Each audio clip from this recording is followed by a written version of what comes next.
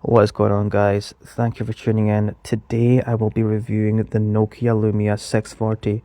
This is a very good Microsoft phone. As you guys will see, I think this phone still has a lot of potential.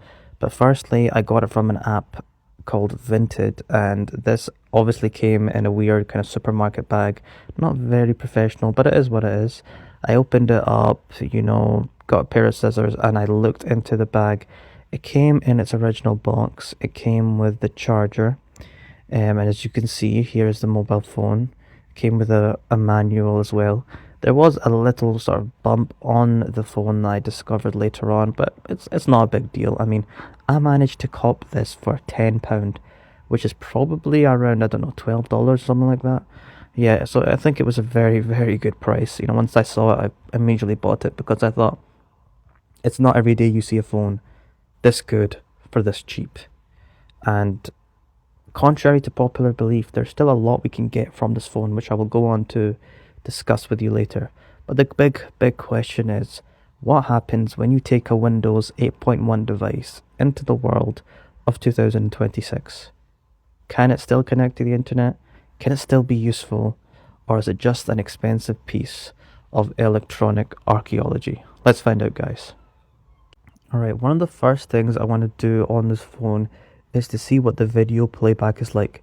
Originally, I was thinking I could make this into a media player for audiobooks, for podcasts, and for watching videos. So I wanted to see what it would look like for me to watch a World Cup match or a nature video, and obviously the playback was not something that would blow your mind. Bear in mind, guys, this phone is 11 years old. Now, one of the first things I wanted to check is a website called DuckDuckGo. Unfortunately, Google does not work on this. As you can see, if you search up Google on this device, it'll just come up with an error. So complicated websites don't work on this for a multitude of reasons for which I will not bore you guys. So if you get a device, a Microsoft Lumia device, and you think you can't use the internet, you are mistaken. You can. But it can only load simple websites, and it's by using this browser called DuckDuckGo. And within this browser, if you search up FrogFind, you can search up cool retro tech items. As you can see, I just searched up this Windows XP tablet thing, which was quite funny.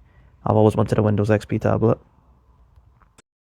Now, I tried a few more websites. There was some website I was recommended to go on to called textfiles.com. I think it brings up archaic, newspaper stuff or text. One of the cool things I wanted to do is search up Star Wars Jedi Council forums. I remember hearing about these a while back, and I thought it would be kind of applicable to use on a device like this. It just fits the vibe, doesn't it? So I searched up Star Wars Jedi Council forums, and a lot of stuff actually came up. It loaded up really fast, and I could see conversations in this chat or in this forum. I really liked it. I felt like contributing myself, but yeah, I just was pleasantly surprised that I could actually load up forums, and it made me feel like I was on a Windows XP again. And I thought this was a really cool feature, and the fact that it loads up fairly new and recent stuff was also quite surprising. To further test the video quality of this, I am playing one of my own videos on this device. When we look at devices like simpler times, but before yeah, it's always weird watching yourself. Alright guys, I've had to change the whole course of my video because when filming this, I tried to search up Google again and somehow it actually worked. I can navigate on Google. As you can see, Reddit loads up and obviously Wikipedia works as well. I was extremely surprised that this is working, guys. I had no idea that it did work. I mean, I tried earlier on, maybe I didn't do something right, but I still do think using the DuckDuckGo method is better because, it's just a bit more smoother and it can load up pages, I think, maybe better. But yeah, the fact that Google works on this is crazy. Now listen, guys, I'm not saying you should buy this phone just because you can use these simple websites. The biggest strength of this phone isn't really the browsing the modern internet, it's everything else. With a micro SD card, this becomes a brilliant little offline device. You can store podcasts, ebooks, videos, documents, audiobooks, photos. You have a distraction-free device without endless notifications, no social media addiction, no apps begging for your attention, just a little pocket computer that does exactly what you want it to do, and if you ever need to access basic internet pages, it can do that. So, what is the final verdict on the Nokia Lumia 640 in 2026? If you expect this guy to replace your smartphone, you're probably going to have a bad time.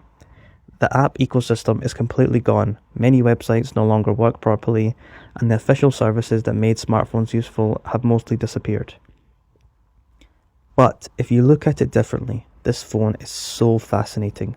For around £10, you can have a piece of technology history that can still connect to the web, load Wikipedia, access simple websites, play media, and act as a tiny digital device. It's not a smartphone replacement, but it is a really useful little time capsule. As I told you with my LG G3 stylus, it was so annoying trying to load up pages on that device, and it came out around the same time.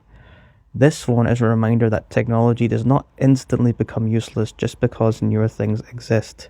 Sometimes old hardware just needs the right environment. Honestly, seeing a Lumia 640 still doing something useful in 2026 is pretty amazing. Thanks for watching, guys. If you like this video, please like and subscribe and let me know what you would like me to review next. Until next time.